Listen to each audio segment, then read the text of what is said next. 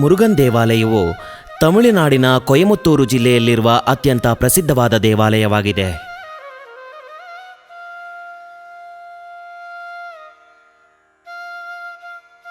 ಪ್ರಸಿದ್ಧ ಗ್ರಂಥಗಳಲ್ಲಿ ಮತ್ತು ಪುರಾಣಗಳಲ್ಲಿ ಈ ದೇವಾಲಯದ ಉಲ್ಲೇಖವಿದೆ.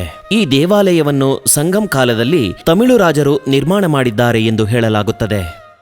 ಈ ದೇವಾಲಯಕ್ಕೆ ಹೋಗಲು ಕೊಯಮತ್ತೂರು ನಗರದ ಮಧ್ಯಭಾಗದಿಂದ ಸುಮಾರು 12 ಕಿಲೋಮೀಟರ್ ಪ್ರಯಾಣ ಮಾಡಬೇಕು. ಹೆಚ್ಚಿನ ಮುರುಗನ್ ದೇವಾಲಯಗಳಂತೆ ಈ ಸುಂದರವಾದ ದೇವಾಲಯವು ಬೆಟ್ಟದ ಮೇಲೆ ನೆಲೆಗೊಂಡಿದೆ. ದಂಡುದಪಾಣಿ ಆರಾಧನೆ ಮಾಡುವ ಮೂರ್ತಿಯಾದ ಮರದ ಮೇಲೆ ಮುರುಗನ್ ದೇವರು ಪ್ರತಿಷ್ಠಾಪನೆಯಾಗಿದೆ. ಸುಮಾರು 600 ಅಡಿ ಎತ್ತರದ ದೊಡ್ಡ ಗ್ರಾನೈಟ್ ಬೆಟ್ಟದ ಮೇಲೆ ಮರುದಾಚಲಪತಿ ಮಧುರಮಲೈ ನೆಲೆಗೊಂಡಿದೆ. ಮರುದಾಚಲಪತಿ ಎಂದರೆ ಮರುತ ಎಂದರೆ ಮರಗಳ ರಾಜ ಎಂದು ಅರ್ಥ.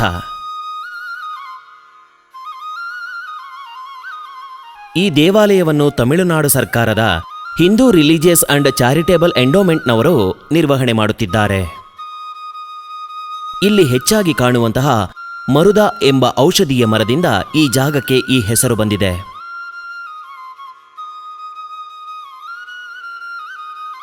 ಬೆಟ್ಟದ ಮೇಲಿರುವ ಇತರ ಮುರುಗನ್ ದೇವಾಲಯಗಳಿಗಿಂತ ಭಿನ್ನವಾಗಿದೆ ಈ ದೇವಾಲಯ. ಪೂರ್ವಕ್ಕೆ ಮುಖ ಮಾಡಿರುವುದು ಈ ದೇವಾಲಯದ ಇನ್ನೊಂದು ವಿಶಿಷ್ಟವಾಗಿದೆ. ಮರುದಾಮಲೈ ಆಂಡವರ್, ಮರುದಾಚಲಪತಿ, ದಂಡಾಯುಧನ್ ಪಾಂಡಿ ಇನ್ನು ಹಲವಾರು ಹೆಸರುಗಳಲ್ಲಿ ಮರದಮಲೈ ದೇವರನ್ನು ಕರೆಯುತ್ತಾರೆ. ದೇವಾಲಯದ ಸುತ್ತಮುತ್ತಲೂ ಅನೇಕ ಪವಿತ್ರ ತೀರ್ಥಕೊಳಗಳನ್ನು ಕಾಣಬಹುದು. ಇಲ್ಲಿರುವ ನೀರು ಅನೇಕ ಔಷಧೀಯ ಗುಣಗಳನ್ನು ಹೊಂದಿದೆ ಎಂದು ನಂಬಲಾಗಿದೆ. ಇದಲ್ಲದೆ ದೇವಾಲಯವು ಇರುವ ಬೆಟ್ಟವು ಸಂಪೂರ್ಣವಾಗಿ ಅನೇಕ ಗಿಡಮೂಲಿಕೆಗಳಿಂದ ಆವೃತವಾಗಿದೆ. ಆಯುರ್ವೇದ ಔಷಧಗಳ ತಯಾರಿಕೆಯಲ್ಲಿ ವ್ಯಾಪಕವಾಗಿ ಬಳಸಲಾಗುವ ಪ್ರಮುಖ ಔಷಧೀಯ ಸಸ್ಯಗಳನ್ನು ಇಲ್ಲಿಂದ ಸಂಗ್ರಹಿಸಲಾಗುತ್ತದೆ. ಗಿಡಮೂಲಿಕೆಗಳಿಂದ ಸಮೃದ್ಧವಾಗಿರುವ ಪರ್ವತವಾಗಿರುವುದರಿಂದ ಈ ಮಧುರಮಲೈ ಪವಿತ್ರ ದೇವಾಲಯಕ್ಕೆ ಭೇಟಿ ನೀಡಿದರೆ ದೈಹಿಕ ಮತ್ತು ಮಾನಸಿಕ ತೊಂದರೆಗಳು ಗುಣವಾಗುತ್ತವೆ ಎಂದು ನಂಬಲಾಗಿದೆ. ಆಹ್ಲಾದಕರವಾದ ಗಾಳಿ, ಶಾಂತವಾದ ಸುತ್ತಮುತ್ತಲಿನ ಪ್ರದೇಶಗಳು ಭಕ್ತರ ಮನಸ್ಸನ್ನು ಪ್ರಶಾಂತಗೊಳಿಸುತ್ತವೆ. ಕಾಚಿಯಪ್ಪ ಮುನಿವರ್ಯ ಅವರು ರಚನೆ ಮಾಡಿದ ಪೇರೂರಿನ ಪುರಾಣದ ಪ್ರಕಾರ ಕಾಮಧೇನು ಆದ ಗೋಮಾತೆಯು ಈ ಬೆಟ್ಟದ ಮೇಲೆ ಹೋರಾಡಿ ಮಾರ್ತೋಮಲೆ ಮರದ ಕೆಳಗೆ ಇರುವ ಬುಗ್ಗಿಯಿಂದ ನೀರು ಕುಡಿಯಿತು ಎಂದು ನಂಬಲಾಗಿದೆ. ಮರುದಮಲೈ ದೇವಾಲಯದ ದ್ರಾವಿಡ ವಾಸ್ತುಶಿಲ್ಪವು ಸಂಪೂರ್ಣವಾಗಿ ಬೆರಗುಗೊಳಿಸುತ್ತದೆ. ಈ ದೇವಸ್ಥಾನವನ್ನು ತಲುಪಲು 837 ಮೆಟ್ಟಿಲುಗಳನ್ನು ಹತ್ತಬೇಕು. ಎಲ್ಲ ಮೆಟ್ಟಿಲುಗಳನ್ನು ಕಪ್ಪು ಕಲ್ಲಿನಿಂದ ಸುಂದರವಾಗಿ ಮಾಡಲಾಗಿದೆ.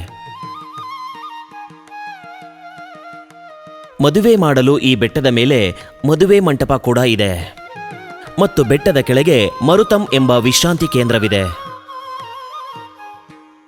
ಇಲ್ಲಿ ವಸತಿಗಾಗಿ ಮತ್ತು ಪೂಜಾ ಸೌಕರ್ಯಗಳನ್ನು ಮಾಡಲು 12 ಕೊಠಡಿಗಳು ಇವೆ. ಅಡೆತಡೆಗಳನ್ನು ನಿವಾರಿಸುವ ಶ್ರೀ ವಿಘ್ನೇಶ್ವರನ ಸನ್ನಿಧಿಯಲ್ಲಿ ಅಶ್ವಶಾಲೆಗೆ ಹಿಂತಿರುಗಿದ ನಂತರ ಭಕ್ತರು ಬೆಟ್ಟದ ಮೇಲೆ ಏರುತ್ತಾರೆ.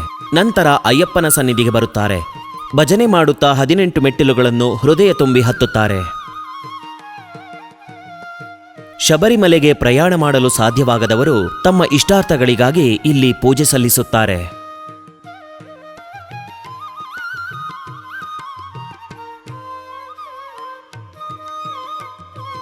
ಮುಖ್ಯ ದೇವರು ನೆಲೆಸಿರುವ ಗರ್ಭಗುಡಿ ಅಷ್ಟು ದೊಡ್ಡದಲ್ಲ. ಸುಬ್ರಹ್ಮಣ್ಯ ಸ್ವಾಮಿಯ ವಿಗ್ರಹ ಸುಮಾರು 5 ಅಡಿ ಎತ್ತರವಿದ್ದು ಮತ್ತು ಮುರುಗನ್ ಭಗವಾನ್ ಪೂರ್ವಾಭಿಮುಖವಾಗಿ ಸೊಂಟದ ಮೇಲೆ ಕೈಯಿಟ್ಟು ನಿಂತಿರುವುದನ್ನು ನೋಡಬಹುದು. ಇದು ಭಕ್ತರನ್ನು ಮಂತ್ರಮುಗ್ಧಗೊಳಿಸುತ್ತದೆ. ಇದು ಪಳನಿ ದೇವರಿಗೆ ಉತ್ತಮ ಹೋಲಿಕೆಯನ್ನು ಹೊಂದಿದೆ. ದೇವಾಲಯದಲ್ಲಿರುವ ಅರ್ಥಮಂಟಪದಲ್ಲಿನ ಮೊದಲಿನವು ತುಂಬಾ ಚಿಕ್ಕದಾಗಿವೆ. ಮುಂಭಾಗದ ಮಂಟಪವು ಹೆಚ್ಚಿನ ಸಂಖ್ಯೆಯಲ್ಲಿ ಭಕ್ತರಿಗೆ ಅವಕಾಶ ಕಲ್ಪಿಸುವಷ್ಟು ವಿಶಾಲವಾಗಿದೆ. ಮುಖ್ಯ ದೇಗುಲದ ಬಲಭಾಗದಲ್ಲಿ ಶ್ರೀಪಟೇಶ್ವರ ದೇವಾಲಯವು ಕಂಡುಬರುತ್ತದೆ. ಎಡಭಾಗದಲ್ಲಿ ಶ್ರೀ ಮರಗತಾಂಬಿಕೆಯು ನೆಲೆಸಿದ್ದಾಳೆ. ಇನ್ನೊಂದು ವಿಶೇಷವೆಂದರೆ ಮಗದಾಂಬಿಕೆಯ ಮುಂಭಾಗದಲ್ಲಿರುವ ನವಗ್ರಹಗಳು ಮತ್ತು ಅಲಂಕಾರ ಮಂಟಪಗಳು ಎಡಭಾಗದಲ್ಲಿರುವ ಪೆರುಮಾಲ್ ದೇವಾಲಯ ಭಕ್ತರನ್ನು ಕೈಬೀಸಿ ಕರೆಯುತ್ತವೆ. ಕೃತಿಗೆ, ಆಡಿಗೆ, ತಮಿಳು ಹೊಸ ವರ್ಷದ ದಿನ, ಆಂಗ್ಲ ಹೊಸ ವರ್ಷದ ದಿನ, ಕಾರ್ತಿಕ ದೀಪ, ತೈಪೂಸಂ, ಫಲ್ಗುಣ ಮಾಸ ಇತ್ಯಾದಿ ದಿನಗಳಲ್ಲಿ ಮರುತಮಲೈ ದೇವಸ್ಥಾನದಲ್ಲಿ ವಿಶಿಷ್ಟ ಪೂಜೆಗಳು ನಡೆಯುತ್ತವೆ. ಇದು ಗಿಡಮೂಲಿಕೆಗಳು ಮತ್ತು ಭಕ್ತಿಯ ಸಂಯೋಜನೆಯಾಗಿದ್ದು ಇದು ಇಡೀ ಪ್ರದೇಶವನ್ನು ಸದ್ಗುಣದಿಂದ ತುಂಬುತ್ತದೆ. ಮರುದಮಲೈ ಮುರುಗನ್ ಜಗತ್ತಿಗೆ ಒಳ್ಳೆಯತನವನ್ನು ಬೀರಿ ತಮಿಳುನಾಡಿನ ಮಣ್ಣಿನಲ್ಲಿ ನೆಲೆಸಿದ್ದಾರೆ.